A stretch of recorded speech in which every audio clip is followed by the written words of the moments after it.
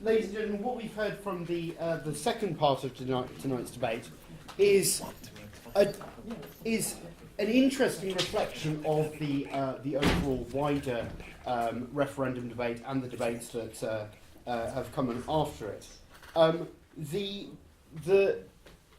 First of all, it highlighted the nature of the complexity here, in that we had a lot of back and forth, even not just between the speakers, but even between the chair and myself, about what the single market actually is, and can you be a member of the single market without being part of the customs union, and so on, which we thought no, and then we thought yes, and so on. So it can be very difficult pinning these things down, especially when a lot of the terms are the same, or sound very similar. It can be very difficult to pin down exactly what you mean and exactly what you're debating. So these sort of debates have to be taken with care. Now, I would also point out on the amusing comment that the lady at the front here made about the pig, that actually that was an allegation that was never proven. So in actual fact, I think she probably knows about the same as about the pig. Apologies, madam. Right, so. The question the question here, the main question underlying the debate was why did we leave? What drove us to vote leave? Is the idea that we remain in the single market with the implications on free movement of people, capital, goods and services a betrayal of the Brexit vote? Is it going against what people said?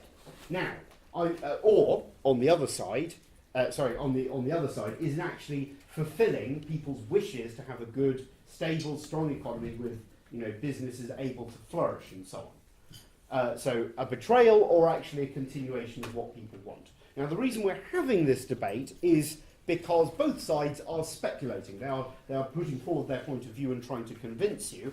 And I know that many people in the audience have tried to come up and said, well, I watched videos online or spoke to people, or Dave down the pub said, blah, blah, blah.